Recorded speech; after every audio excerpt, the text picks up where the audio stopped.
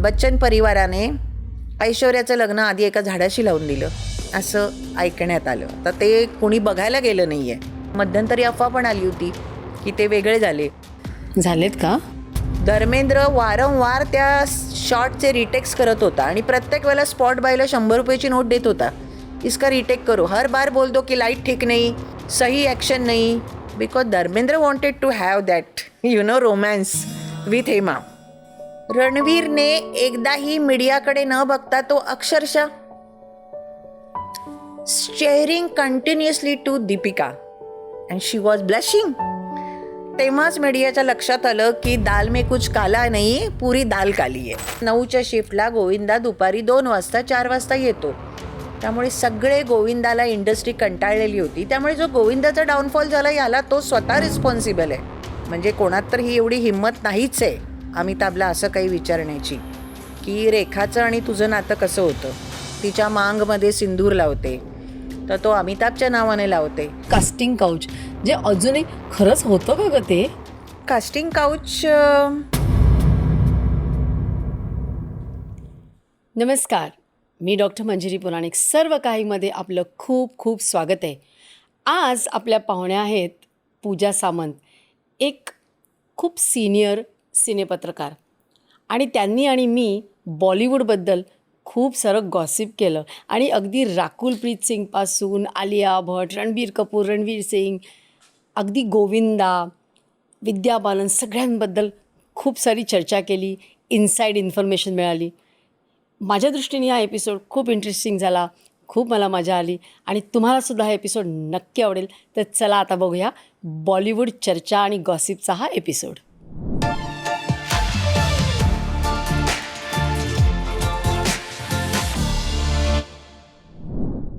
पूजा, तू आज इथे आल्याबद्दल खूप खूप धन्यवाद. सर्व काहीमध्ये तुझं खूप खूप स्वागत आहे. Thank you so much Manjiri. बऱ्याचदा सवय पडली आहे की कलाकारांचे इंटरव्ह्यू घ्यायची वेळ वरचेवर येते, त्याच्यातच आम्ही धन्यता मानतो. बट आज फर्स्ट टाईम मला मंजिरी पुराणिकने बोलवलं आहे आणि मी गप्पा मारते, हा आनंद खूप आहे. आणि तू गॉसिप गप्पा नावाचा कार्यक्रम करतेस ना, तर मला खरं सांगू, मी लोकांसारखी ना, मला पण गॉसिप ऐकायला भयंकर आवडतं. म्हणजे असं लोक म्हणतात की नाही की 2 स्त्रिया जमल्या की गॉसिप करतात. खरं म्हणजे पुरुषसुद्धा करतात, पण आपलं नाव असं झालेलं आहे आणि तू त्याचा कार्यक्रम करतेस आणि ते सुद्धा बॉलिवूडबद्दल. तर मलासुद्धा भयंकर, सगळ्यांसारखेच मलासुद्धा भयंकर कुतूहल असतं की काय बरं हे गॉसिप आहे. आणि विशेषतः त्यांची जी नातेसंबंध, त्यांचे रिलेशनशिप्स आणि सगळ्यांच्या जिव्हाळ्याचा विषय म्हणजे लग्न. कोणाचं लग्न म्हणजे अगदी नॉर्मल लोकांमध्ये पण अरे वा, हिचं लग्न जमलं वाटतं. म्हणजे लग्न जमलं, मग ते कसं जमलं, किती टिकलं. तर बॉलिवूडमधील लग्न हा एक भयंकर चर्चेचा विषय आहे. म्हणजे अगदी त्यांचं लिव्ह इनपासून ते कुठे लग्न करणार, डेस्टिनेशन वेडिंग, आणि आताच मला वाटतं राकुल प्रीतचं जॅकी भगनानीबरोबर लग्न, त्याच्यानंतर दीपिका आणि रणवीरचं, रणबीर आलियाचं, ही सगळी लग्न धडाधड होत आहेत. आणि ही खरंच लग्न कशी काय जमतात, मला गॉसिप ऐकायचं आहे. येस, बोलूया ना. Let's begin with Rakul Preet.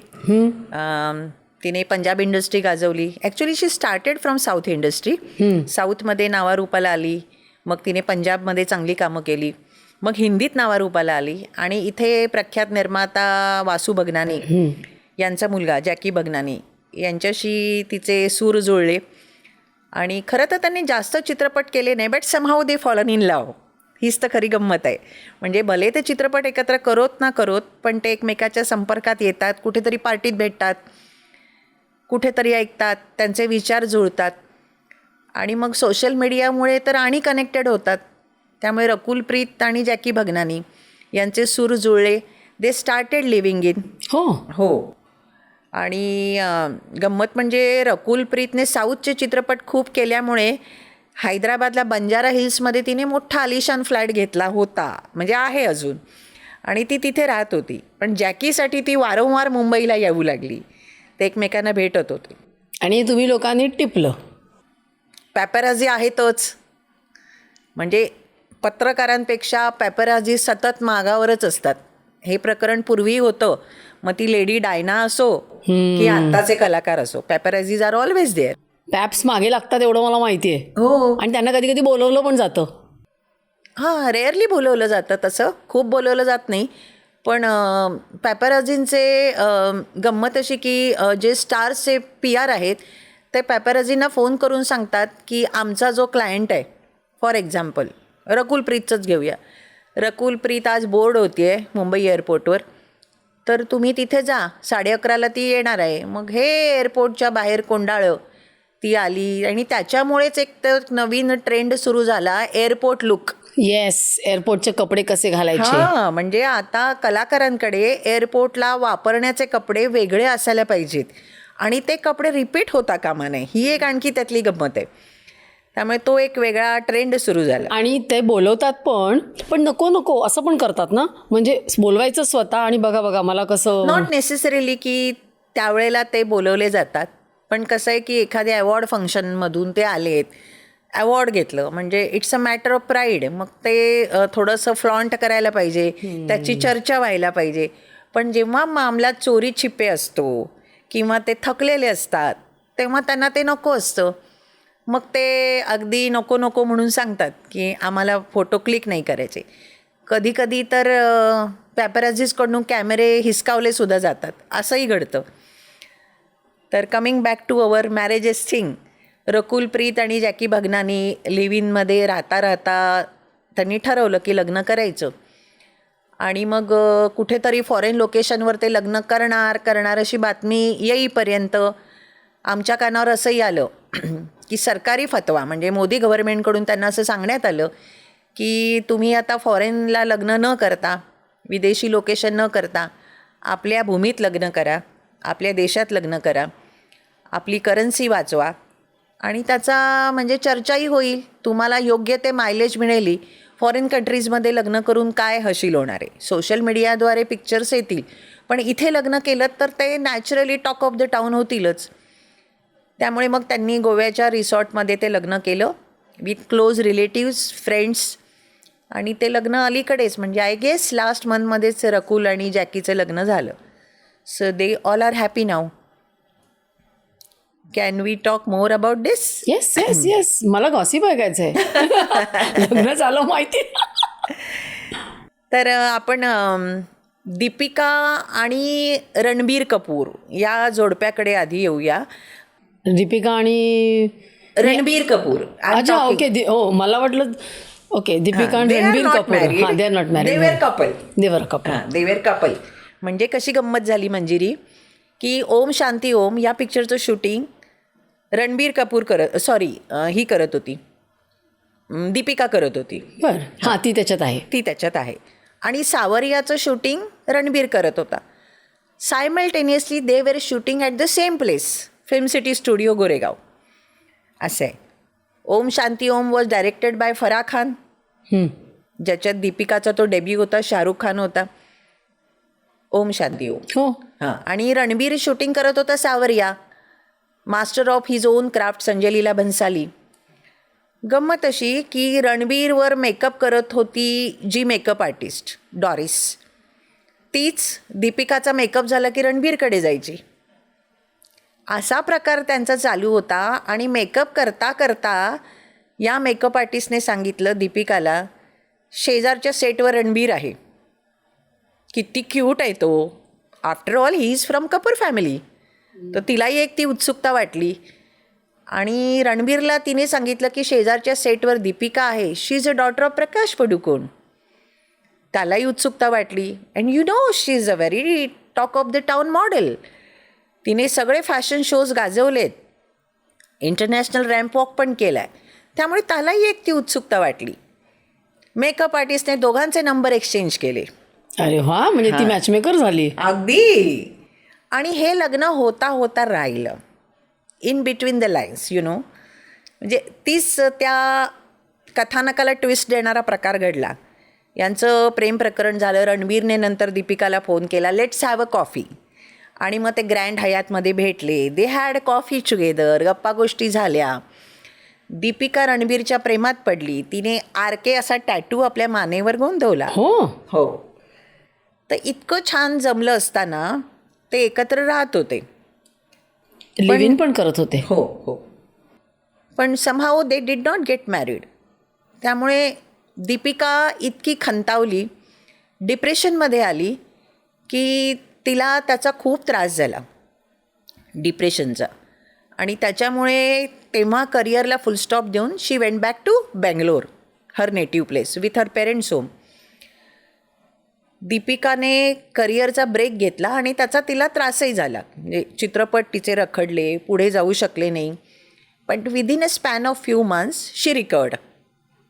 मग तिची आई उज्ज्वला पदुकोण मुंबईत आल्या, तिच्यासोबत राहिल्या. ह्या सगळ्यातनं बाहेर यायला वेळ लागला. तिकडे रणबीर पण, त्याला पण तसा त्रास झाला असा, कारण प्रत्येकाला वाटतं I am right, you are wrong, असं असतंच सगळ्या नात्यांमध्ये. So maybe Ranbir must be gone the same position, same way what she must have felt. रणबीरही त्याच अवस्थेतून जात होता. दीपिकाच्या आयुष्यामध्ये संजय लीला भन्सालीने चित्रपट सुरू केला, गोलियों की रासलीला रामलीला. त्या पिक्चरचं शूटिंग सुरू झालं आणि त्या पिक्चरच्या वेळेला रणवीर सिंग तिच्या आयुष्यात आला. त्यांची मैत्री जमली आणि पुढचा चित्रपट त्यांनी केला बाजीराव मस्तानी. ते केम क्लोजर, त्यांचं प्रेम झालं. मला अजूनही आठवतं आहे मंजिरी की आम्हाला शूटिंगसाठी एक आउटडोअर लोकेशन होतं पुण्याला. कुठलं ते फेमस स्टेडियम पुण्याचं, बालेवाडी. हां, I guess Balewadi. Yes yes. तर तिथे ते प्रेस कॉन्फरन्स होती, गप्पा गोष्टी होत्या. ऑन लोकेशन मीडियाला न्यायचं होतं. यू वोंट बिलीव्ह, आम्ही मीडियावाले समोर बसले, दीपिका रणवीर असे बाजूबाजूला बसले. रणवीरने एकदाही मीडियाकडे न बघता तो अक्षरशः staring continuously to Deepika and she was blushing. तेव्हाच मीडियाच्या लक्षात आलं की दाल में कुछ काला नाही, पुरी दाल काली आहे. यांच्यामध्ये हे प्रेम आता पुढच्या टप्प्यावर जाईल असं आमचं गेसिंग होतं. And it happened. खरंच घडलं ते. पण ते नाटक नव्हतं, कारण हल्ली बऱ्याचदा असं ते नवीन पिक्चर येणार असला की पण अफवा त्यांनी उठवतात लग्न ना. केलं याचा अर्थ ते नाटक नव्हतं. You know Manjiri, the way she was passing through, की तिच्या आयुष्यामध्ये ज्या घटना घडल्या, जे डिप्रेशन आलं, ज्या प्रेम प्रकरणाचा तिला त्रास झाला, रणबीरमध्ये तिने एक आपला लाईफ पार्टनर शोधण्याचा प्रयत्न केला. They will staying together. तुम्ही एकत्र राहता तेव्हा तुम्ही कुठेतरी हा नक्की विचार करता की he is my life partner, he is my spouse for ever. पण तसं काही घडत नाही. त्यामुळे ती ज्या स्थितीतून जात होती तसंच ते रणबीर कपूरचंही होतं. आणि रणबीर सिंगला दीपिका आवडली. तसं बघायला तर ती थोडीशी उंचच आहे त्याच्यापेक्षा, but it doesn't matter in these days. पूर्वी तर ठीक होतं, नवरा बायको म्हणजे नवरा उंच पाहिजे, बायकोची हाईट कमी पाहिजे, पण या इंडस्ट्रीत तसं काही नाही. तर त्याला ती आवडली, प्रेम जुळलं.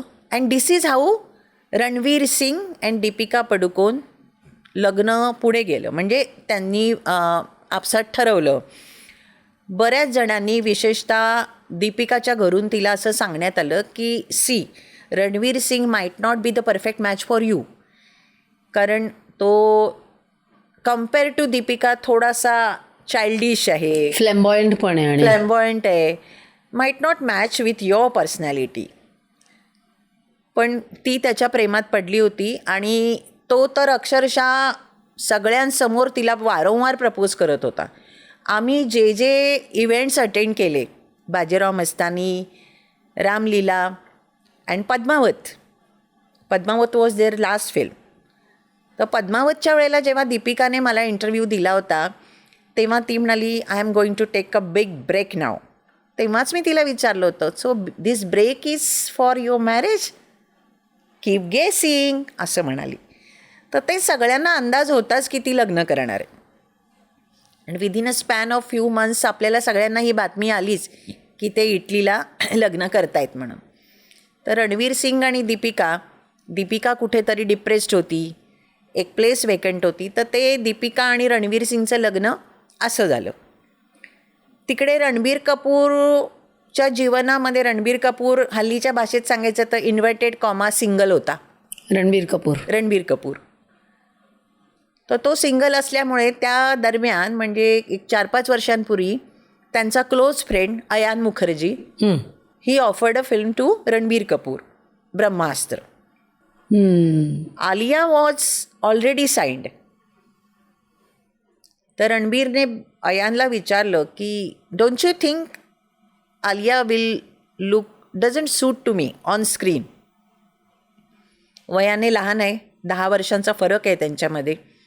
हाईटला पण कमी आहे, छोटीशी आहे ती. छोटीशी, अगदी टायनी म्हणावी अशी. तर असं त्याने एक शंका उपस्थित केली, पण अयान म्हणाला nothing will go wrong, that's my lookout, मी बघतो ते सगळं.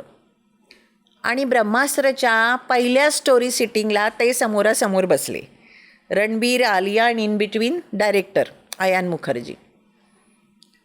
तेव्हाच कुठेतरी त्यांच्यामध्ये स्पार्क गेला. म्हणजे रणबीरला तिचं ते बालिश वागणं, अबोध दिसणं सगळं आवडलं. आणि वी ऑल नो की ब्रह्मास्त्रचं शूटिंग 5 वर्ष चाललं अँड द रोमान्स ब्लॉसम. पण ना मी असं बऱ्याचदा मीडियामध्ये ऐकलं की आलियानी बऱ्याचदा सांगितलं की तिने बघितलं रणबीरला आणि तिने सांगितलं आय विल मॅरी ओनली रणबीर कपूर. तर तिने ते ठरवलंच होतं. लहानपणापासून ती आयडलाइज करत होती त्याला. हां, म्हणजे तिला दॅट वॉज हर एम की रणबीर कपूरशी लग्न करायचं. लग्न करायचं असं नाही, ते जरा कठीण होतं. म्हणजे सुरुवातीलाच असं ठरवणं की मला याच्याशीच लग्न करायचं. कारण तिने हे पाहिलं, कारण रणबीरच्या आयुष्यात दीपिकाप्रमाणे कटरीना पण येऊन गेली फॉर अ लॉंगर टाईम आणि तिच्यासोबतसुद्धा तो एकत्र राहत होता. पण शेवटी मला वाटतं Neetu Singh she is to call last shots की आपल्या मुलांनी कोणाशी लग्न करावं. ह्याच्यामध्ये नीतू सिंगचं डिसिजन मेकिंग होतं असं आहे का? होतं, अर्थात होतं. तसंच ते अभिषेक बच्चन आणि करिश्मा कपूर यांची जी एंगेजमेंट झाली होती त्याच्यामध्ये सुद्धा decision maker was Jaya Bachchan and even Babita. अच्छा, मग ते का मोडलं? बिहाइंड द क्लोज डोर्स असं म्हणतात की when Karisma and Abhishek got married Engaged. Announce they were engage. अमिताभच्या 60व्या वाढदिवसाला ही अनाउन्समेंट करण्यात आली. पण as per the media records आणि जे आपण पाहतोय, अभिषेक बच्चन तेव्हा तेवढा सक्सेसफुल नव्हता. ती त्याच्या करिअरची सुरुवात होती आणि Karisma was a top huge star that time. तिचा एक आपलं एक फॅन फॉलोईंग होतं, प्रेक्षक वर्ग होता आणि she was getting a good amount of remuneration. तिच्या मानाने अभिषेक नव्हता. कुठेतरी असं समजलं आम्हाला की बबिताने असं सांगितलं, कल को ऐसा न हो कि अभिषेक बच्चन जो है घर बैठे और तुम उसका घर चलाओ, so this should not happen. आणि बच्चन परिवाराने तुला अलाऊ केलं पाहिजे काम करायला. You should work as long as you can get work. कारण आपल्या सगळ्यांना माहिती आहे की लग्नाच्या आधी बबिताला ही अट घालण्यात आली होती की तू कपूर खानदानाची भाऊ आहेस आणि तुला काम करता येणार नाही. करिअर इज फुल स्टॉप नाव. बबिताला पुढे काम करता आलं नाही. Babita was on top in her own era. She work with every all big stars. लग्नानंतर तिला काम करता नाही आलं. तर कुठेतरी बबिताला असं वाटत होतं की माझी मुलगी मोठी स्टार आहे, Abhishek Bachchan compare to her is a newcomer, he struggling actor, असं तिला वाटत होतं. आणि इकडे जया बच्चनला असं वाटत होतं नाकापेक्षा मोती जड होऊ नये, असं तिला वाटत होतं. अर्थात टू बी व्हेरी फ्रँक, याच्या आतमधले रिपकर्शन्स बरेच आहेत. सगळ्या गोष्टींची वाच्यता करता येत नाही जोपर्यंत आपल्याला त्याचा फुल प्रूफ नाही आहे. नाही, बरोबर आहे. अशा बऱ्याच गोष्टी आहेत. आता त्या सगळ्यांची वाच्यता मला इथे आत्ता करता येत नाही. पण जे काही सकृतदर्शनी गोष्टी कानावर आल्या, जे मी गेल्या पत्रकारितेतल्या 30-40 वर्षांच्या अनुभवामध्ये पाहत आले, त्या मांडल्या. तर रणबीर आणि आलियाचं लग्न ब्रह्मास्त्रमुळे झालं. पण मग आता ऐश्वर्याचं आणि अभिषेकचं कसं झालं मग? कारण ती पण मला वाटतं वयाने मोठी आणि तेव्हा ती तर मिस इंडिया, मिस युनिवर्स वगैरे होतीच ना. मग ती पण नाकापेक्षा मोती जडच होती नाही का? हो, पण ते प्रेमात पडले. अच्छा, प्रेमात पडले ते. राज कव्वरचा पिक्चर होता, दो लफ्जों की कहाणी असं काहीतरी पिक्चरचं नाव होतं. तर त्या फिल्मचं नाव मला आठवत नाही आहे, बट डायरेक्टेड बाय राज कव्वर.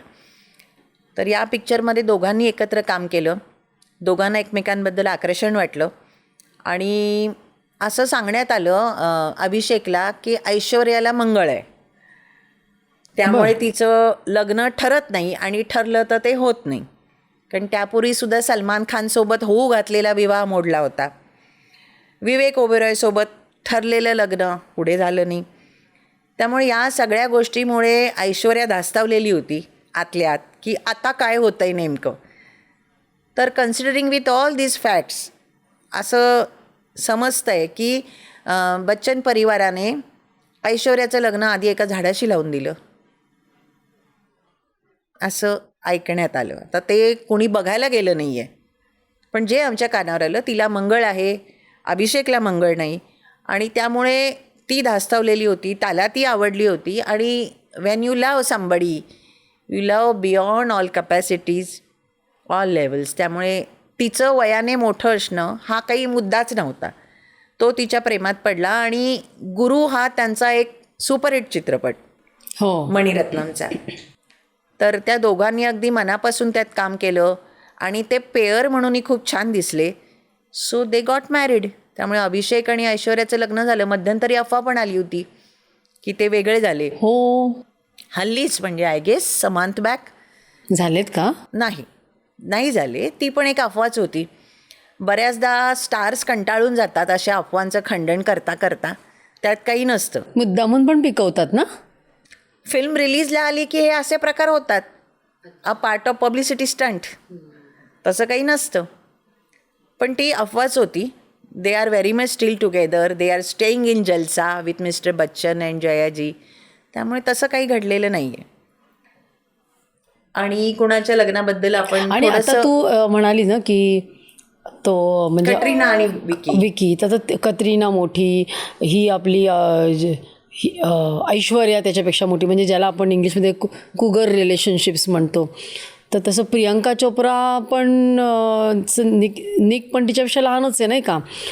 तिचं पण एक स्टोरी होती ना, म्हणजे ती इथून का गेली हॉलिवूडला. इथे सुद्धा ती टॉपची होती. म्हणजे तिला इथे काय असे एक्सपिरियन्सेस आले. ती पण इथे प्रेमात होती मला वाटतं नाही का Priyanka was doing pretty well. पण प्रियंकाला असं वाटत होतं की what she deserve she is not getting here. Even Bajirao Mastani was her last film here in Bollywood. Bajirao मस्तानीचे मला आठवतं आहे जे इंटरव्ह्यूज झाले प्रमोशनल. एखादी फिल्म रिलीजला येते तेव्हा मीडियाला आणि स्टार्सला भेट करून देण्यात येते आणि अपेक्षा असते की स्टार्सने फक्त आणि फक्त फिल्मबद्दल बोलावं. एखादा पत्रकार जेव्हा तिच्या व्यक्तिगत आयुष्याबद्दल काही जाणून घ्यायचा प्रयत्न करतो, विचारतो, तेव्हा त्याला तिथेच थांबवण्यात येतं. आणि जनरली कसं आहे की आता समजा मंजिरी तू म्हणजे स्टार आणि मी म्हणजे जर्नलिस्ट, तर आपल्या दोघांच्यामध्ये प्रचारकाकडून एक व्यक्ती बसवण्यात येते. कधी एक व्यक्ती, कधी दोन व्यक्ती. And they don't allow you to ask anything apart from the film. अशी परिस्थिती झाली आहे. त्यामुळे तो आणखी एक वेगळा मुद्दा आहे की हल्लीची फिल्म जर्नलिझम खूप बदललं आहे. आता टॉकिंग अबाउट मॅरेजेस म्हणजे अगदी धर्मेंद्र, हेमा मालिनी, राजेश खन्ना, डिम्पल, अमिताभ, जया, तर ही लग्न तेव्हा जमली.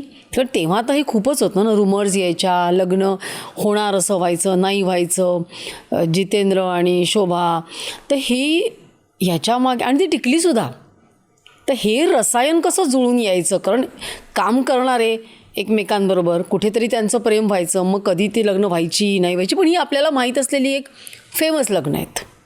एक थोडक्यात मी विकी कटरीनाचा छोटासा किस्सा ऐकवते आणि मग नंतर मग आपण ड्रीम गर्ल हेमा मालिनी आणि धर्मेंद्र धरमपाजी यांच्या लग्नाच्या किस्स्याकडे जाऊया.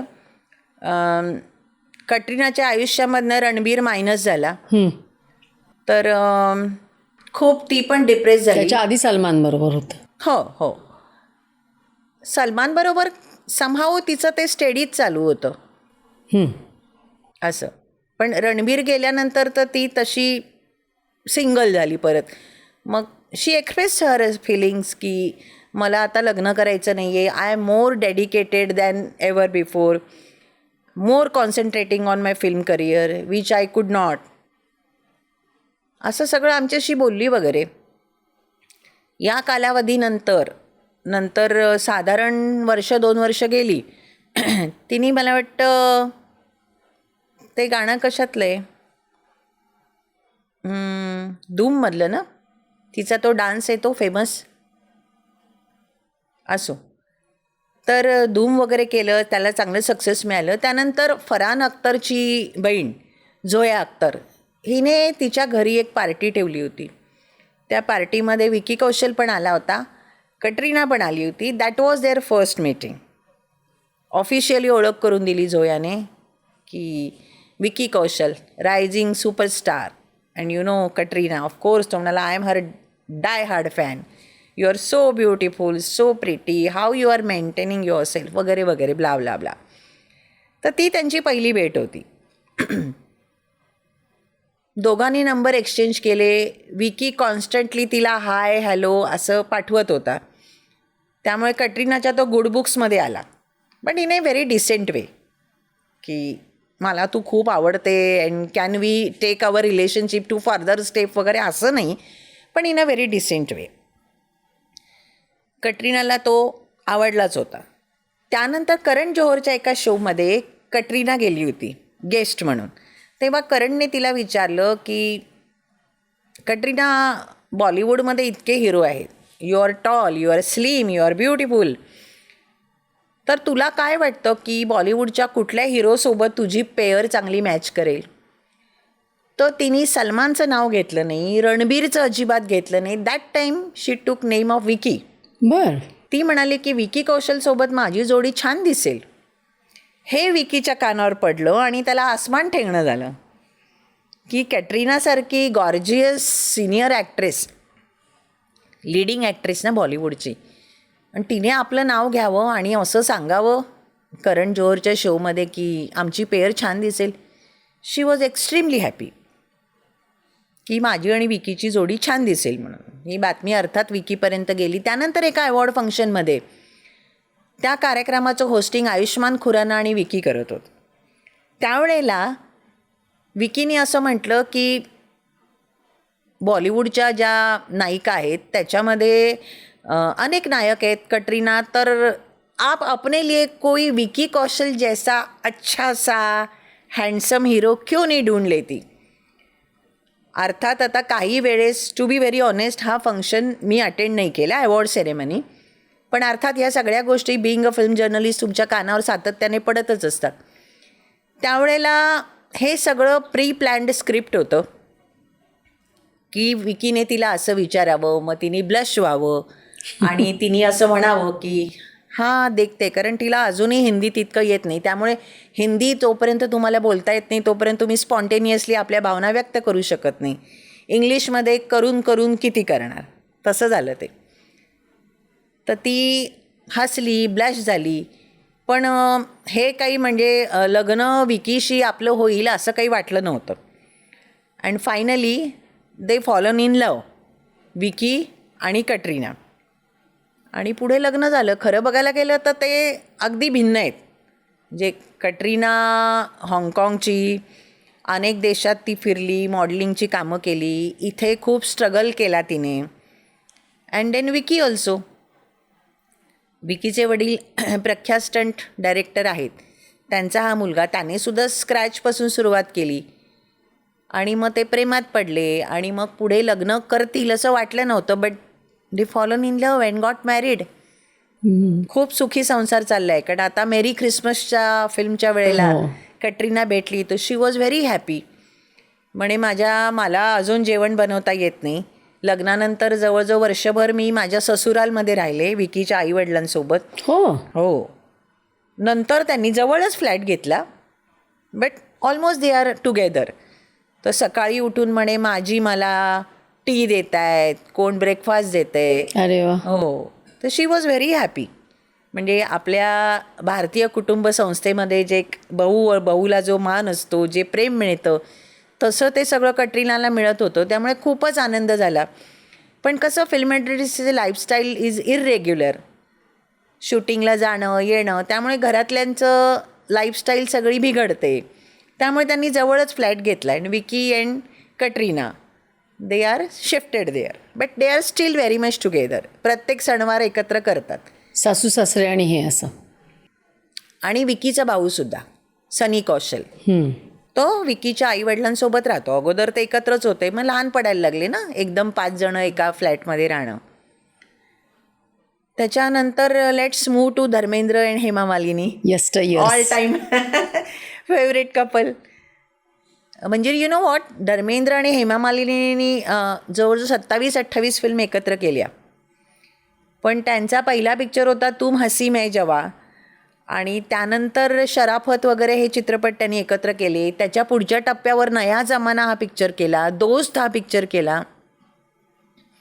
हेमा मालिनी जेव्हा साऊथहून मुंबईला आली तेव्हा हेमा मालिनीची आई, राज कपूरबरोबरचा तिचा पहिला पिक्चर होता सपनों का सौदागर. तर हेमा मालिनीची आई एक प्रकारे तिची नुमाईश करत फिरायची, meet my daughter Hema Malini, she wants to work in Hindi films. कारण त्यावेळेला बॉलिवूड झालं नव्हतं, हिंदी फिल्म्स होती, हिंदी फिल्म इंडस्ट्री. तर एका वेळेला एकदा असं घडलं, इनिशियल स्टेजला हेमा मालिनी सपनों का सौदागरच्या प्रीमियरला राज कपूर स्टेजवर होता. हेमा मालिनी तिच्या आईसोबत बसली होती आणि मागच्या 2-3 सीटवर धर्मेंद्र बसला होता आणि त्याच्या बाजूला शशी कपूर. हेमा मालिनीचं नाव अनाऊन्स झालं की she dream girl of my film, meet Sapnon ka Saudagar, leading lady, असं राज कपूरने म्हटलं. सगळ्यांच्या माना वळल्या.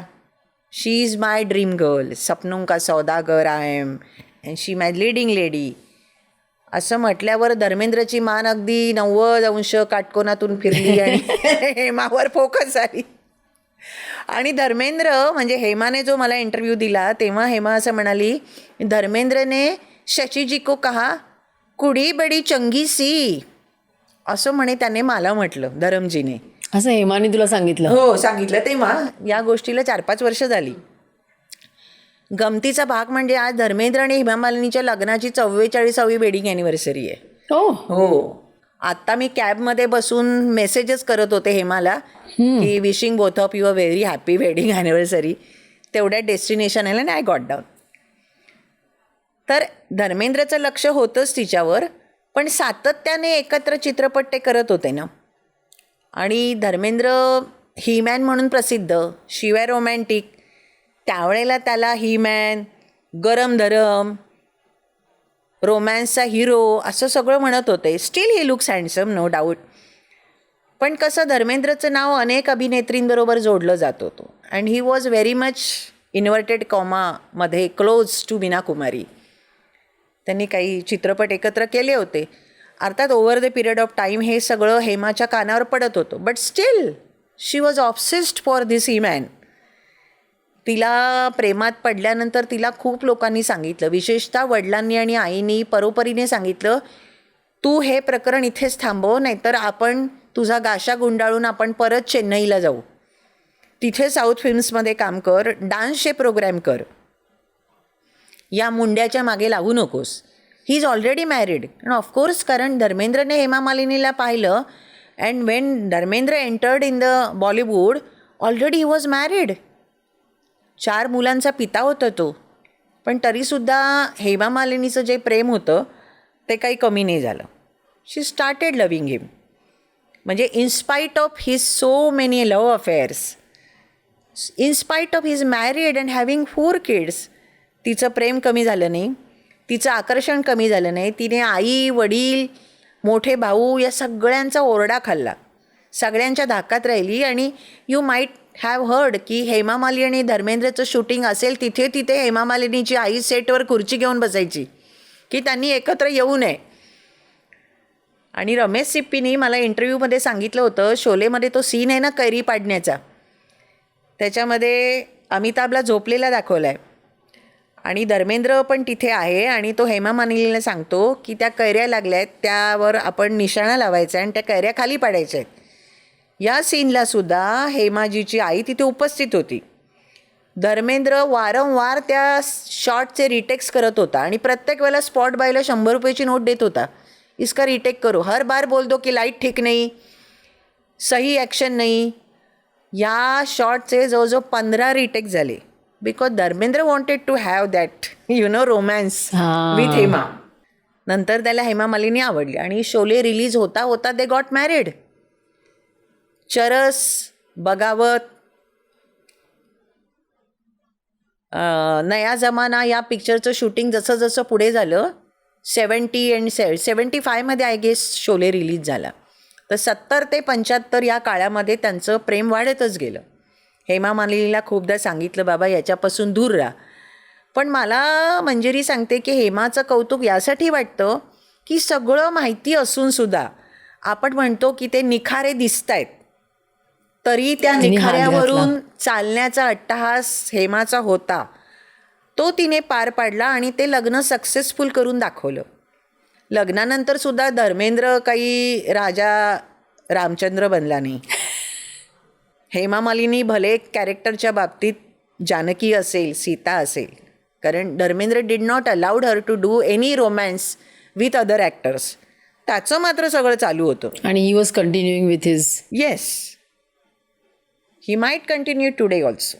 जाट माणूस आहे, रोमॅन्टिक आहे आणि ते त्यांच्या रक्तात असतं फिल्मी रोमॅन्सला ऑफस्क्रीनसुद्धा आणणं. पण तिला काही फरक पडला नाही. म्हणजे हे कौतुकच आहे की अशा एका व्यक्तीबरोबर तिला संसार करावा लागला. दोघांच्या घरामध्ये एका लेनचा फरक आहे. तिचा बंगला एका लेनला, त्याचा बंगला दुसऱ्या लेनला. पण ती कधी सासरी म्हणून जाऊ शकली नाही. लग्न करून ती स्वतःच्याच बंगल्यात आली. आपल्या दोन्ही मुलींना तिने वाढवलं, तिने मोठं केलं, तिने डान्सचं ट्रेनिंग दिलं. तिने त्या दोन्ही मुलींना, एशा आणि आना, या दोघींना फिल्म इंडस्ट्रीत आणायचं ठरवलं. तेव्हा धर्मेंद्रचं आणि तिचं भांडण झालं. Dharmendra never like she should get her daughters in to film industry. त्याला माहिती आहे की कुठेतरी फिल्म इंडस्ट्री हे मृगजळ आहे, प्रत्येकाला यश मिळतं असं नाही. आणि यशाचा प्याला असा आहे तो किती भरला तरी तो रिताच वाटतो. त्यामुळे त्याला वाटत होतं की आपल्या मुलींनी इथे येऊ नये. या कारणास्तव त्यांची भांडणं झाली. पण हेमा मालिनीने तशी तक्रार नाही केली की माझ्याशी लग्न केलं तरी तू अजून पहिली पत्नी प्रकाश कौर, बॉबी, सनी आणि 2 मुली यांच्या सहवासात राहतोस. शी नेव्हर कंप्लेंट. एकटीने संसार केला. In that true sense Hema Malini is really independent woman, a woman of substance. She even successful in politics also. As we all know, मथुरेच्या सीटवर हेमाजी व्हेरी ट्रू, व्हेरी उभे ट्रू, आहेत. Very true. त्यामुळे hats off to that lady. हे सोपं नव्हतं. Film इंडस्ट्रीमध्ये राहून एकटीने संसार करणं, मुलींना वाढवलं आणि नवऱ्याच्या सगळ्या गोष्टी दिसत आहेत तरी त्या स्वीकारार्ह करून पुढे जाणं. ताठ मानेनी अशी उभी आहे. केवढी ती जे करते त्याच्यात सक्सेसफुल आहे. सक्सेसफुल आहे तिचं आणि तिच्या करिअर. डान्सचे प्रोग्राम अख्ख्या जगात होत आहेत अजून. शी इज 75. आणि काय सुंदर ती दिसते, डान्स करते.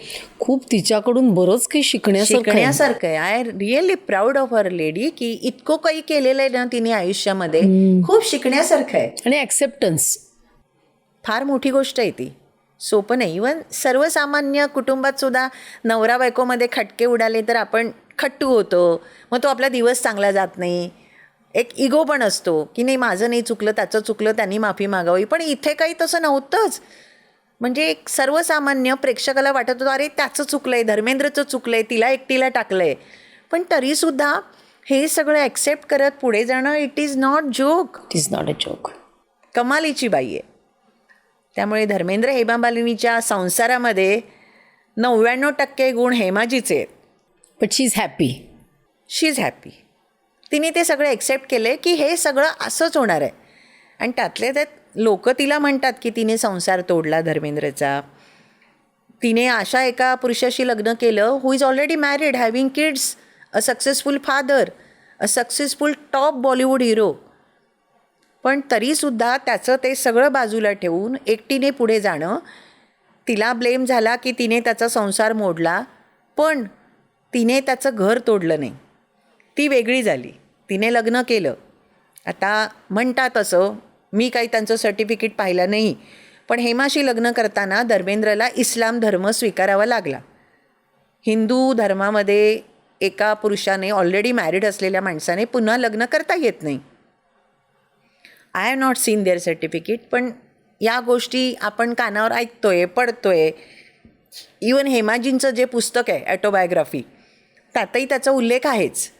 पण ते तिने सगळं स्वीकारलं आणि ते पुढे जात राहिली, थांबली नाही ती. थांबली नाही. There is not a single word of complaint in her life. That's mind blowing. Mind blowing really. पण श्रीदेवी आणि बोनी कपूरचं पण तेच झालं नाही का? हो, मला अजूनही मंजिरी म्हणजे वाईट वाटतं श्रीदेवीच्या अशा अनटाईमली डेथबद्दल. म्हणजे काय कमालीची ताकदीची अभिनेत्री आहे ती, आहे नाही होती. खूप वाईट वाटतं म्हणजे ज्या पद्धतीने ती गेली, सगळंच सुद्धा एक नाईटमेअर वाटतं. त्यांचं कसं जमलं? ती पण एक जरा चित्रविचित्र कथाच आहे. कारण ती साऊथमधून मुंबईमध्ये आली करिअर करायला. आय गेस तिचा सदमा हा जरी इथला पहिला चित्रपट असला तरी सदमाला आपण we can say it's a cult movie. Yes. आजही चित्रपटांचा अभ्यास करणारे लोक सदमा आवर्जून बघतात for the best performance of Sridevi as well as Kamal Haasan. पण श्रीदेवीला कमर्शियल सक्सेस मिळालं ते हिम्मतवाला या फिल्ममुळे. श्रीदेवी जेव्हा मुंबईमध्ये साऊथहून आली करिअर करण्यासाठी तर ती अंदाज घेत होती की कुठे राहायचं. कारण इथे मुंबईत शूटिंग करायचं, हिंदी मूव्हीज करायचे, तर त्यासाठी तुम्हाला ॲकोमोडेशन हे हवंच. त्यावेळेला somebody has suggested to be at Sea Rock hotel. आता ते हॉटेल नाही आहे, जमीनदोस्त झालं. तर सिरॉक हॉटेलमध्ये ती राहायची.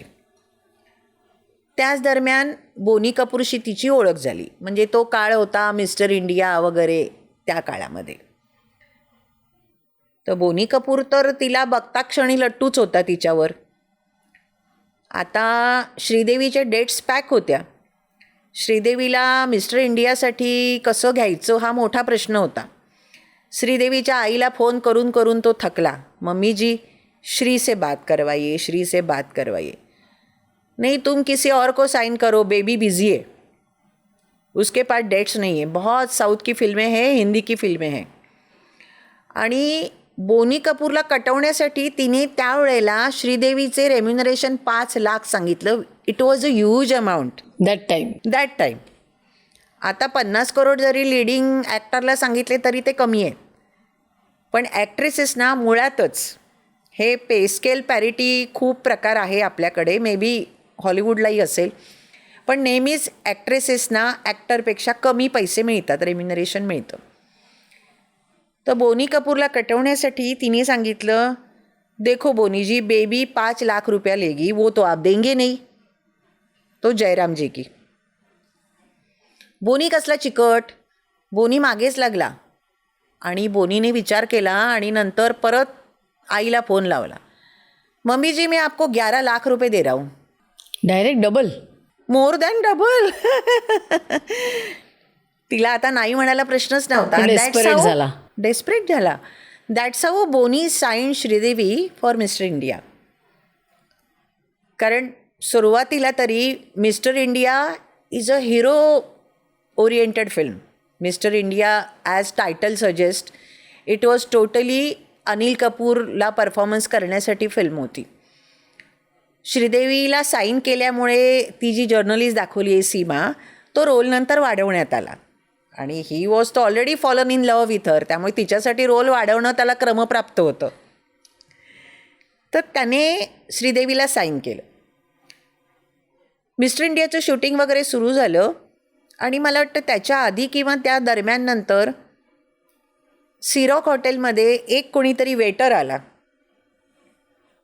श्रीदेवी आंघोळ करून वगैरे फ्रेश होत होती आणि त्या अर्थात तिकडच्या वेटरमध्ये खळबळ माजलीच होती. Beauty and sex symbol, sex siren, Sridevi आपल्या हॉटेलमध्ये राहते, त्यामुळे each and every waiter was dying to see हर.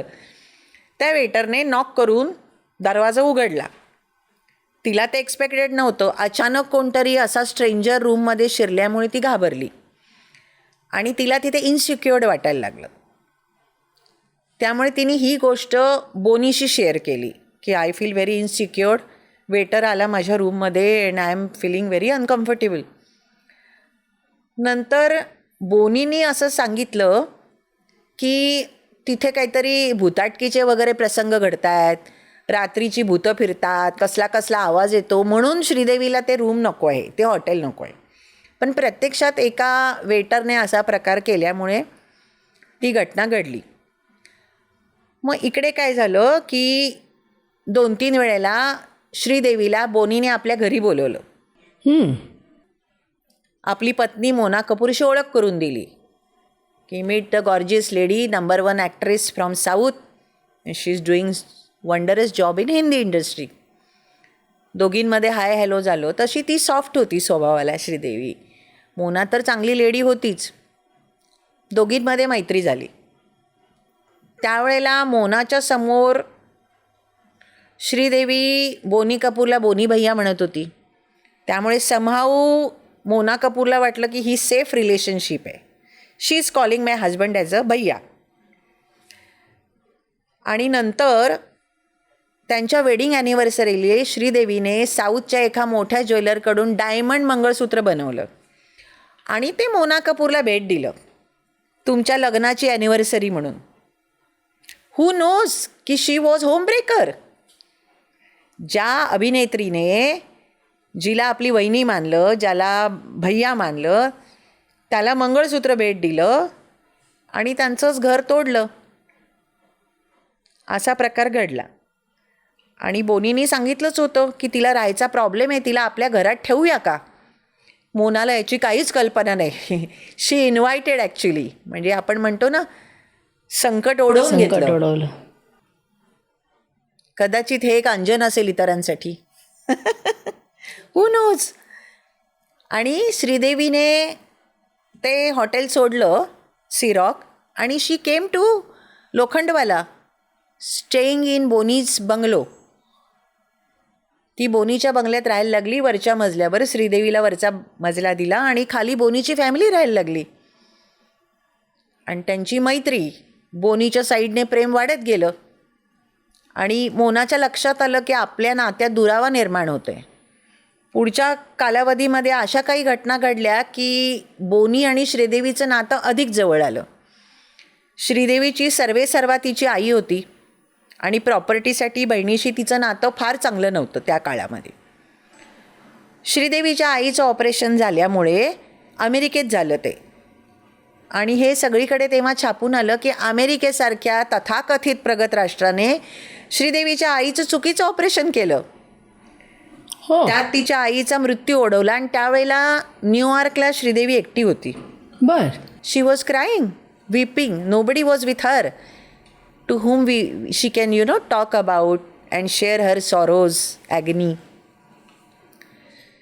बोनी कपूरने तातडीने फ्लाईट पकडलं आणि साहेब तिकडे पोचले. त्यांनी श्रीदेवीला खांदा दिला. बोनीच्या खांद्यावर डोकं ठेवून श्रीदेवी खूप रडली आणि तिने सांगितलं की आता आई गेली, आता मला कोण आहे. बोनीने तिला सपोर्ट केला, मॉरल सपोर्ट दिला. आणि नंतर असं समजलं की तो हा पिक्चर होता जुदाई वगैरे, ते नंतर बोनीचे सगळे चित्रपट तिने केले असं म्हणतात.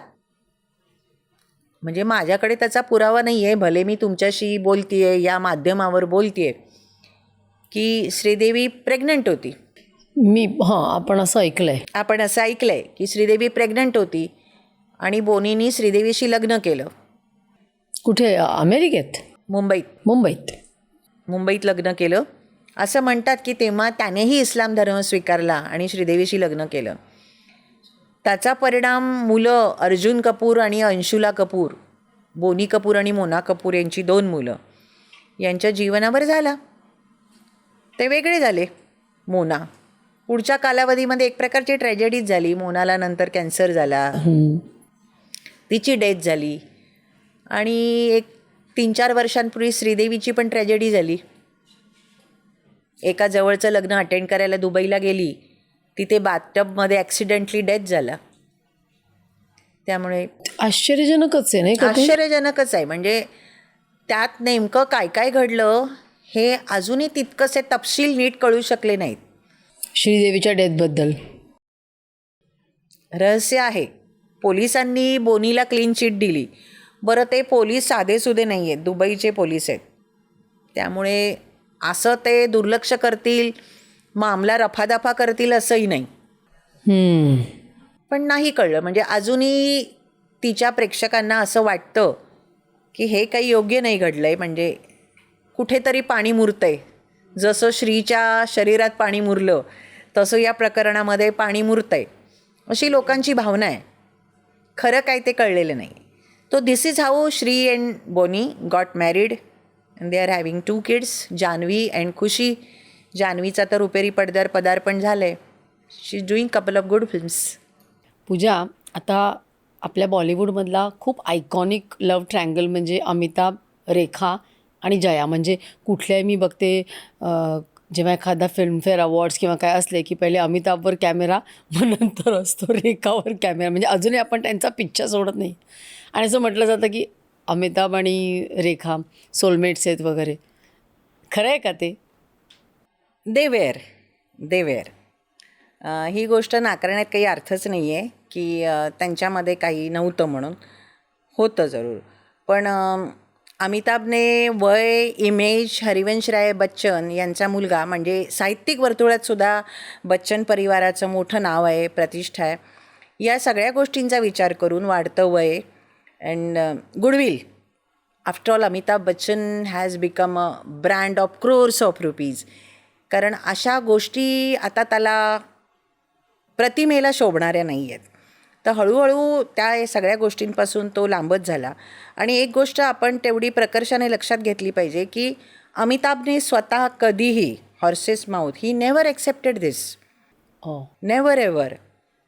आजही अमिताभला, म्हणजे कोणात तर ही एवढी हिंमत नाहीच आहे अमिताभला असं काही विचारण्याची की रेखाचं आणि तुझं नातं कसं होतं. कोणी विचारू शकत नाही. म्हणजे अमिताभ आत्ता ज्या लेवलला आहे. पण खरंच आत्तापर्यंत तो एका शब्दाने त्यांनी उच्चारलेला नाही ना. आणि रेखानी पण नाही. रेखा हॅज सेड. ओके. रेखाने सिमी गरेवालला जो इंटरव्ह्यू दिला, द रॅन्देव्ह्यू, त्याच्यामध्ये रेखाने बऱ्याच गोष्टी सांगितल्या की ती कशी आकर्षित झाली, का आकर्षित झाली. आणि शी हॅज स्पोकन अ लॉट. म्हणजे प्रत्येक वेळेला अमिताभ असं न म्हणता दॅट मॅन नाव नाही घेतलं, नाव घेतलं नाही. आणि लग्न नाही झालं त्यांचं. नाही, लग्न नाही झालं.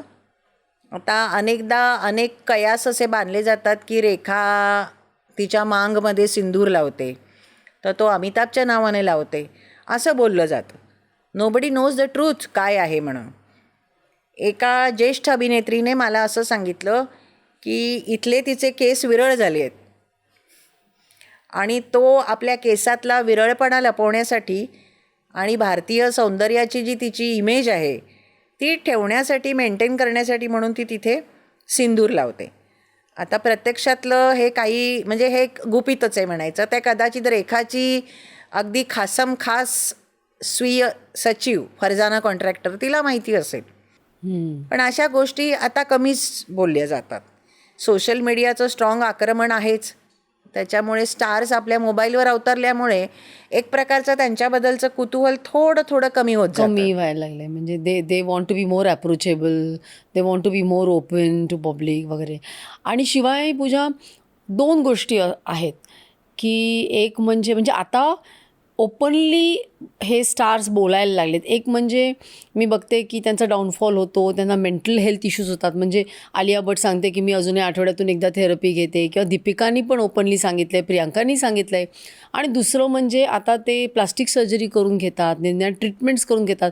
तर पूर्वी it was like a secret, पण आता ते ओपनली बोललं जातं आहे. तर हा चेंज कसा काय घडला आहे? Y they are so open about it? Open असं झालं की काही गोष्टी हळूहळू त्याला काही कारणं घडली. आता लाईक रवीना टंडन आणि अक्षय कुमार यांची सगाई झाली होती रवीना टंडनच्या कर्जतच्या फार्म हाऊसवर.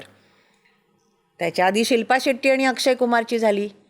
त्याच्या आधी पूजा बत्रा आणि अक्षय कुमारची झाली.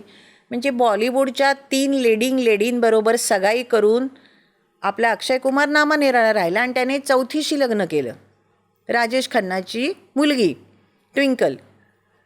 तर ह्या सगळ्या अभिनेत्रीने त्या काळामध्ये आपलं करिअर सरेंडर केलं की चला आपण आता सेटल डाऊन होतो आहे. मंजिरी, हा ट्रेंड जो आहे तो अलीकडचा आहे, which is very impressive and appreciatable. म्हणजे अभिनेत्री आपलं लग्न आणि करिअर या दोन्ही गोष्टींची सांगड घालत आहेत. पूर्वी असं नव्हतं. एखाद्या अभिनेत्रीने लग्न केलं की तिच्या करिअरवर फुलस्टॉप होत होता. आणि पब्लिक झालं थोडंसं की त्यांच्यावर पण प्रेशर येतं ना. बरोबर, खरं आहे ते. त्यामुळे ह्या करिअरमध्ये हा सेटबॅक होता त्यांचा. एंगेजमेंट होणं, प्रोड्युसरला सांगणं अभी मुझे फिल्में नहीं करनी, अभी मैं शादी कर रही हूँ. कारण ते इक्वेशन होतं. शादी म्हणजे करिअरला फुल स्टॉप. एखादीच अभिनेत्री होती like Sharmila Tagore, she became mother of 3 kids. याचं श्रेय मनसूर अली खान पतौडी या नामवंत क्रिकेटपटूला जातं, तसं शर्मिला टागोरलाही जातं. म्हणजे धर्माने ते हिंदू नसले तरीसुद्धा त्यांनी आपल्या पत्नीला पूर्ण आझादी दिली, फ्रीडम दिलं की तू करिअरही कर, मुलांनाही बघ, घरही कर, I am always there to help you. ही गोष्ट मोठी आहे. शर्मिला टागोरसारखं भाग्य त्यावेळेच्या अभिनेत्रींना नाही मिळालं. इवन राखी गुलजारची जवळजवळ 2 लग्न ह्या कारणासाठी मोडली. पहिलं लग्न अजय विश्वास या म्युझिक डायरेक्टरशी तिचं झालं. तो डायरेक्टरही होता. तोही प्रेमविवाह होता. त्याने तिला सांगितलं, म्हणजे तिचं करिअर बंगाली फिल्म्सपासून सुरू झालं कलकत्त्याला. लग्न झालं, करिअर झालं आणि मला वाटतं 1-2 वर्षात ते वेगळे झाले. ती मुंबईत आली, तिला तो शर्मिली चित्रपट मिळाला, जीवन मृत्यू मिळाला आणि तिचं सौंदर्य आणि साधा मोहक अभिनय याच्यामुळे हिंदी चित्रपटसृष्टीतल्या मेकरशी तिच्याकडे लाईन लागली. गुलजार तिच्या संपर्कात आले, दे गॉट मॅरीड. पण ते लग्न करताना सुद्धा गुलजारने तिला अट घातली होती की लग्नानंतर तू मिसेस गुलजार म्हणूनच राहायचं, म्हणजे संसार करायचा. मुलीचा जन्म झाला. आजची प्रतिथ यश डायरेक्टर मेघना गुलजार, जिचं पडद्याआडचं नाव बोस्की. बोस्कीचा जन्म झाल्यानंतर 1-2 वर्षात तिला ऑफर यायला लागल्या आणि तिने गुलजारला बाय बाय केलं and she came back to industry. त्यामुळे ते वेगळे झाले. पण ह्याच्यात कौतुक असं आहे की ते कायद्याने विभक्त झाले नाहीत, दे आर सेपरेटेड. पण मुलीच्या परवरिशसाठी, पालनपोषणासाठी दे आर स्टील टुगेदर. म्हणजे गुलजारचा गेल्या महिन्यातच मी इंटरव्ह्यू केला त्यांना, जेव्हा पुरस्कार मिळाला तेव्हा गुलजार म्हणाले की नहीं, मेरी वाइफ मेरे अभी भी टच में है, वो अलग रहती है पनवेल में. पनवेलमध्ये राखीचा बंगला आहे, तिला गार्डनिंगची आवड आहे, ती तिथे राहते. मैं कभी भी राखी को फ़ोन करता हूँ कि आज मैं मेरे कुछ दोस्तों को लेकर आ रहा हूँ, फ़िश बनाओ, बंगाली टाइप के फ़िश. वो बनाती है, हम साथ में खाना एंजॉय करते. हालांकि खाना खाने के 1-2 घंटे बाद किसी बात को लेके आर्ग्यूमेंट शुरू होते हैं और मैं फिर पाली हिल निकल आता हूँ चुपके से. असं म्हणजे त्यांचं रिलेशन चांगलं आहे असं.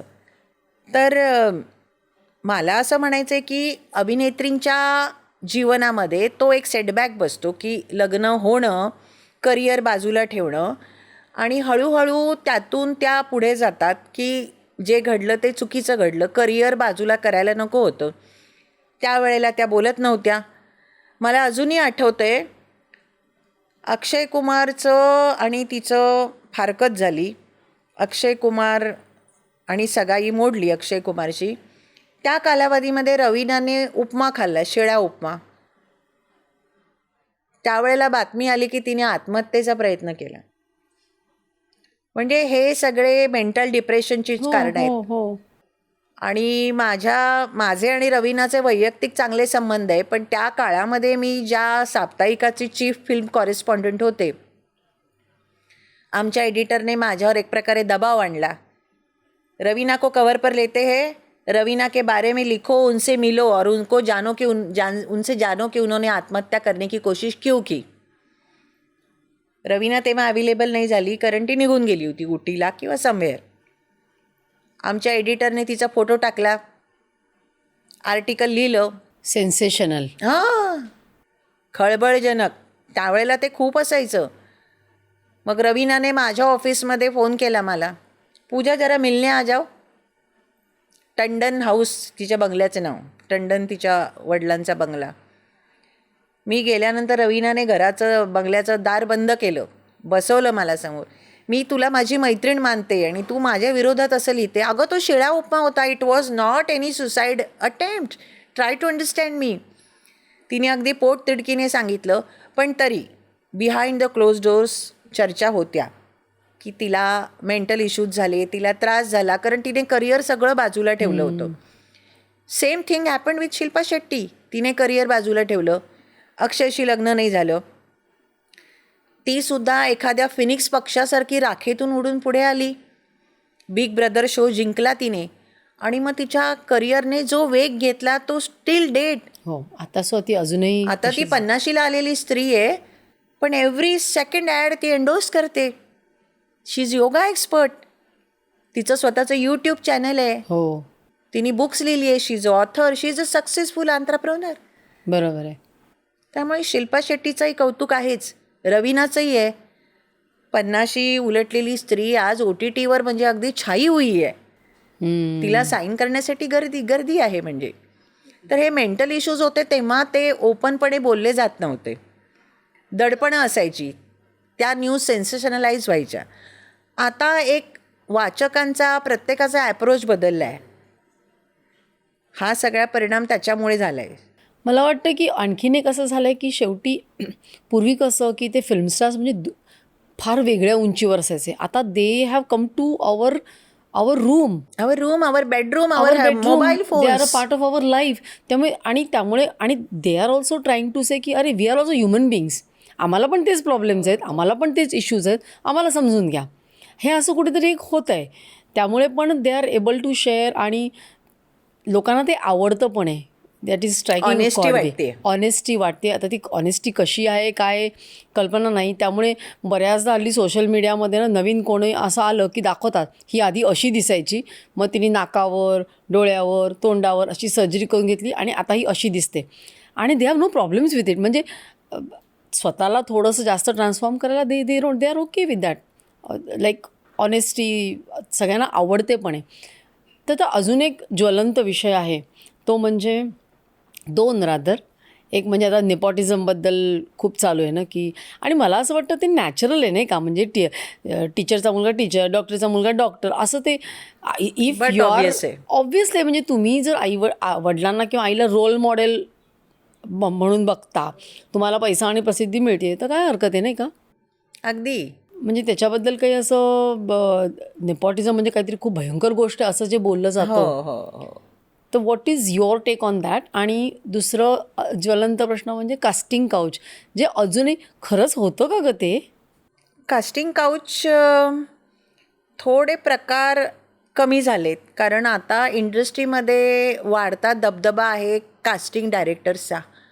You take any film, superhit film Aamir खानची दंगलने न भूतो न भविष्यती असं यश मिळवलं. या चित्रपटामध्ये ज्या लहान लहान मुली दाखवल्या आहेत आमिर खानच्या, त्यांचं कास्टिंग असो की लगानमधल्या ग्रेसी सिंगचं असो, या सगळ्यांचं कास्टिंग डायरेक्टरने केलं आहे. त्यामुळे काही इंडस्ट्रीतले कास्टिंग डायरेक्टर आहे मुकेश छाबऱ्यासारखे किंवा मलंग जोगीसारखे, यांनी स्वतःचं नाव इतकं कमवले की त्यांच्याबद्दल कोणी काही बोलत नाही. म्हणजे त्यांनी चांगलं काम केलं आहे. ते सातत्याने डायरेक्टरच्या टचमध्ये असतात.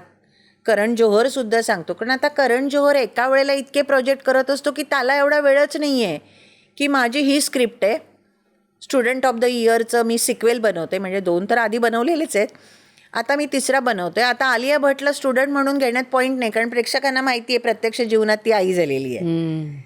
त्यामुळे तिला कॉलेजची टीनेजर मुलगी घेण्यात काही पॉईंट नाही आहे.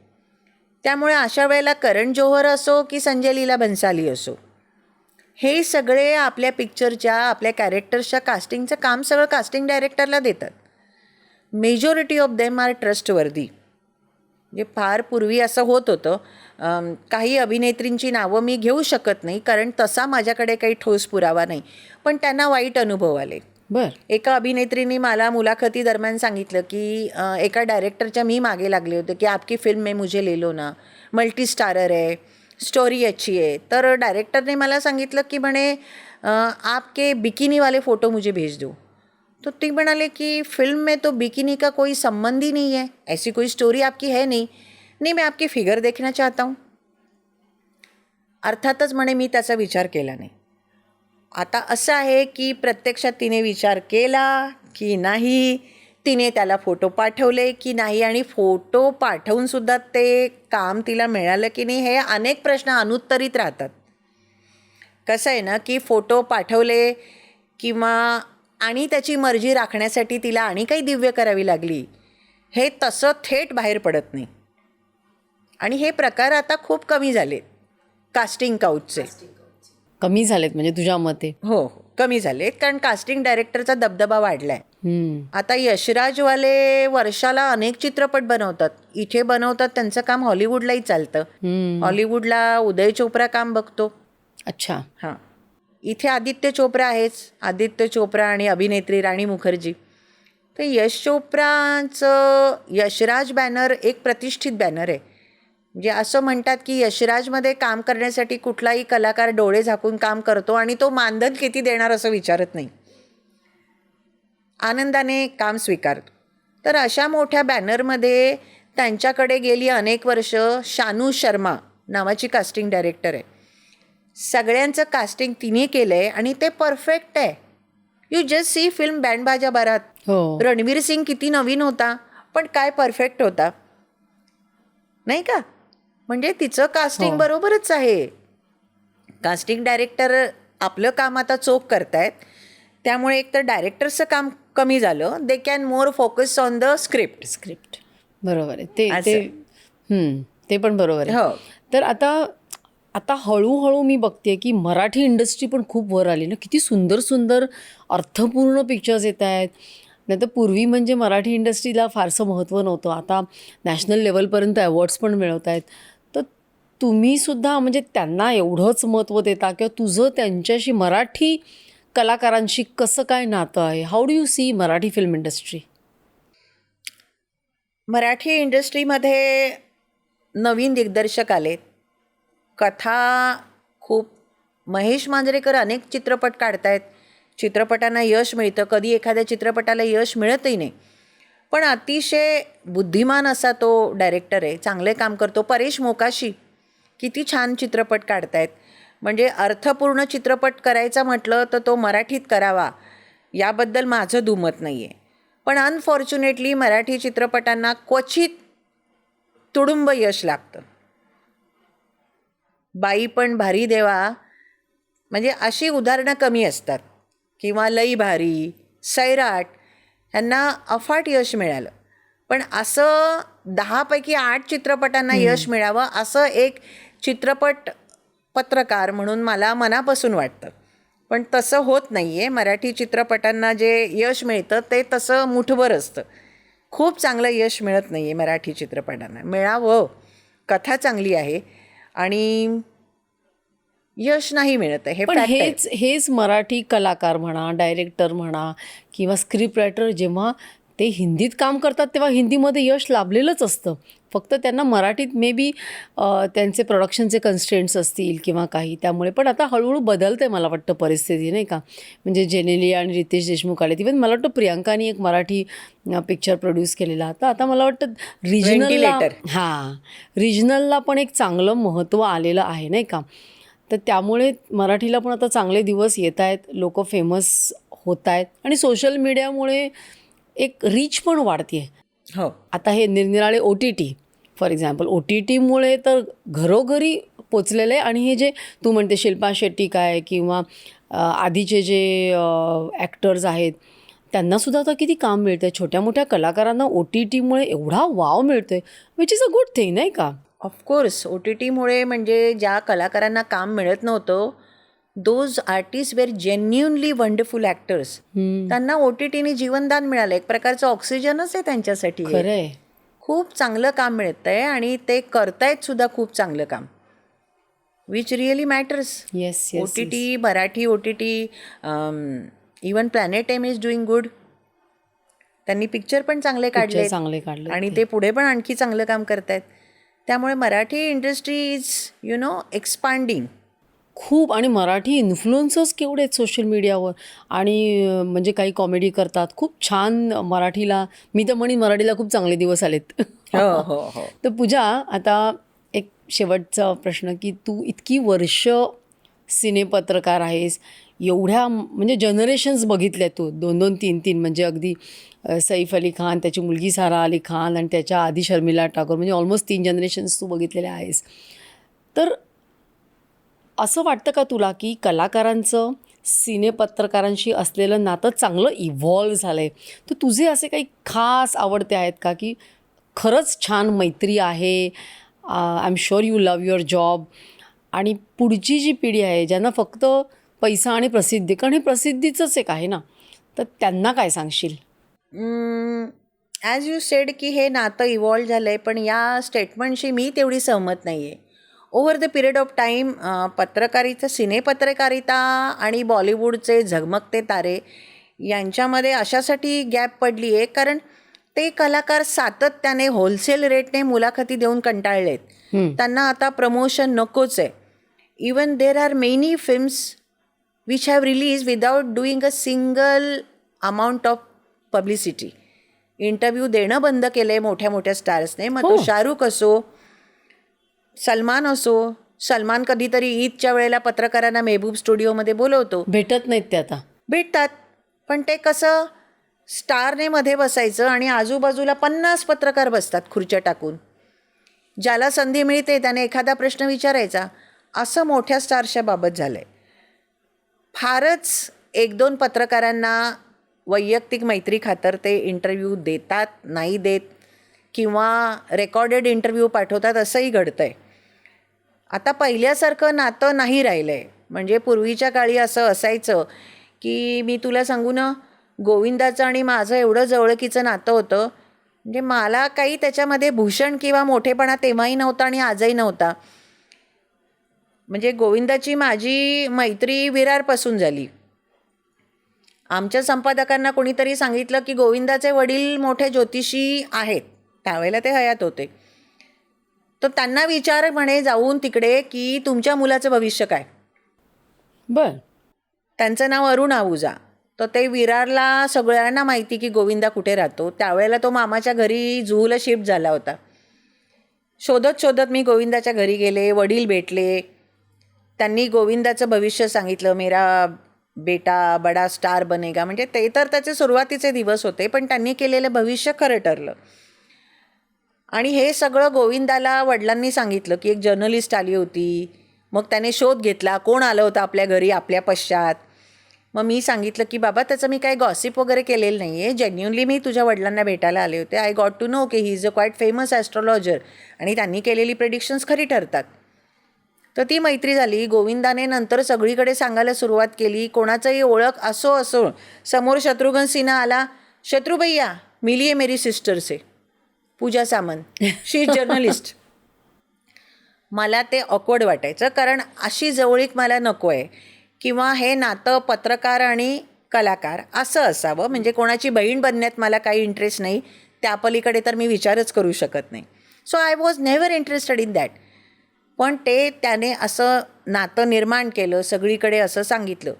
पण जसं जसं गोविंदाच्या स्वतःच्या चुकींमुळे त्याचा डाऊनफॉल सुरू झाला, गोविंदाने मला इंटरव्ह्यूला बोलवून इंटरव्ह्यू दिलेले नाहीत. I waited for him downstairs of his bungalow for hours and hours. त्याने इंटरव्ह्यू दिला नाही आणि नंतर नोकराने सांगितलं की आता तो कंटाळला, आता नंतर या तुम्ही. काय प्रॉब्लेम झाला? फ्रस्ट्रेशन, नाही बोलायचं, मूड गेला त्याचा. Mental health issue? Not necessarily. एखाद्या वेळेला अपयश मिळालं की कशात लक्ष लागत नाही.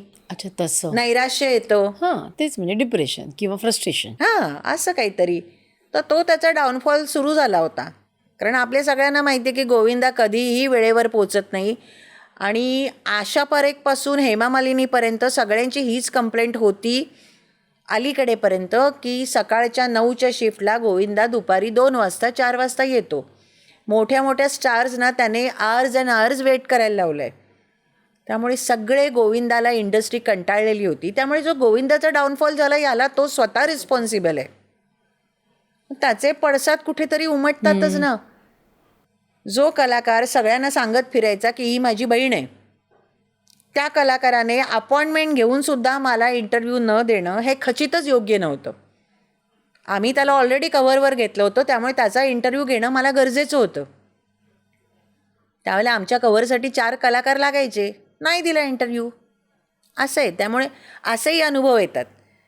विद्या बालनची माझी मैत्री फार पूर्वीपासून आहे. मला आठवतं विद्या बालनचा इंटरव्ह्यू करायला मी गेले, त्या रूममध्ये विद्याने त्या PR मुलगी जी बसली होती तिला सांगितलं, आप जाओ हम बातचीत करेंगे. असे कलाकार फार तुरळक आहेत. She is very homely, she is very sweet. आणि सर्दी झाली की माझा खोकला काही थांबत नाही, खोकल्याची ढास लागली. माझ्याकडे पाणी नव्हतं. विद्या बालननी आधी बेल वाजवली की तिला वाटलं somebody will give us the water.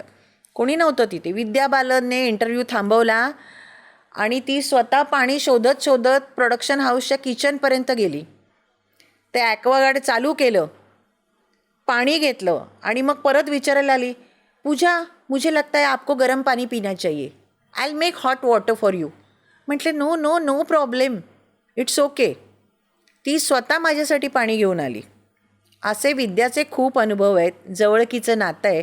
आणि विद्याने तिच्या अनेक गोष्टी मला सांगितल्या. बऱ्याचदा कलाकार आपल्या मोठेपणाच्या गोष्टी सांगतात आणि जिथे त्यांना वाटतं की ह्या गोष्टी सांगू नये, ती एक म्हण आहे ना, मान सांगा जगाला आणि अपमान सांगावा मनाला, तसं विद्याच्या बाबतीत नाही आहे.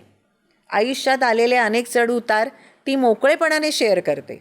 मग ते अवॉर्ड असो, तिचं आणि तिचा नवरा सिद्धार्थ रॉय कपूर यांचं एक खेळीमेळीचं असलेलं वातावरणातलं जे नातं असो, सगळं ती सांगते. त्यामुळे विद्या बालनशी माझी मैत्री आहे, रवीनाशी आहे, जुही चावलाशी आहे, विकी कौशलची आहे. हे आजच्या पिढीतले स्टार्सशी ज्यांचं माझं नातं खूप छान आहे. छान, मस्त. वहिदा रेहमान, आशा पारेख. आशा पारेखच्या घरी मी जवळजवळ 9 वर्ष दर महिन्याला जात होते, कारण आमचा कॉलम होतं त्यांच्यासोबत. तर या कलाकारांशी नातं चांगलं आहे. बाकी अनेक कलाकार एकदा इंटरव्ह्यू केल्यानंतर पुढच्या वेळेला ते तुमच्याकडे स्ट्रेंज लुक देतात की आपण कधी भेटलो नाहीत. असेही अनुभव येतात. But that doesn't matter. It is business. It is business. कालाय तस्मे ना मा. जसं सगळं जग बदलत आहे तेही बदलत आहेत. त्यामुळे तुम्हाला ते सगळं ॲक्सेप्ट करावं लागतं. मला माझ्या व्यवसायापासून कुठल्याही तक्रारी नाही आहेत. म्हणजे हे सगळं असंच चालायचं. जे आहे ते चांगलं आहे. खूप छान. I am very happy for that. अरे वा, मस्त. खूप मजा आली आणि असं वाटतं अजून चालू, कारण ह्याला काही एंड नाही, नाही का. बॉलिवूडच्या गप्पा म्हणजे गॉसिप, हे म्हणजे जितकं ऐकावं तेवढं अजून आपल्याला इंटरेस्ट वाढत जातं. पण आता आपण इथेच थांबूया. तर खूप मजा आली. पहिल्यांदा मी तुला भेटले, त्यामुळे आनंद झालाच आणि इंटरेस्टिंग झाल्या आपल्या गप्पा. तर तू इथे आलीस, आम्हाला वेळ दिलास आणि भरपूर काही आम्हाला गॉसिप गप्पा पण केल्या. त्याबद्दल तुझं खूप खूप आभार आहे. Thank you so much Pooja. Thank you so much Anjali for inviting me here and having a wonderful chat with you. Yes, I thoroughly enjoyed it. I had a great time. Yeah. Thank you. Thank you. Bye. Looking forward to meet you again. Yes. तर दर्शक हो, आज आपण पूजाबरोबर चटपटीत खमंग असं gossip ऐकलं बॉलिवूडबद्दल आणि खूप सारं आपल्याला इन्फॉर्मेशन मिळाली. आणि खरंच हे जे कलाकार असतात, शेवटी ते सुद्धा ह्युमन बिईंग्ज आहेत. त्यांना पण इमोशन्स असतात. त्यांचं पत्रकारांबरोबरचं जे नातं असतं ते किती छान असतं. असं बरंच काही आपल्याला कळलं, नाही का. त्यांच्या लग्नाच्या गमती कळल्या. हा एपिसोड तुम्हाला नक्कीच आवडला असेल, अगदी खमंग फोडणीसारखा. पुन्हा आपण पूजाला नक्की भेटूया. पण जर तुम्हाला असं वाटत असेल तर कॉमेंट्समध्ये लिहा. आणखीन कुठल्या कलाकाराबद्दल तुम्हाला जाणून घ्यायचं आहे ते पण विचारा. हा एपिसोड जर आवडला असेल तर शेअर करा, लाईक करा आणि सबस्क्राईब जरूर करा. तर पुन्हा भेटूया आपण सर्व काहीमध्ये पुढच्या एपिसोडमध्ये.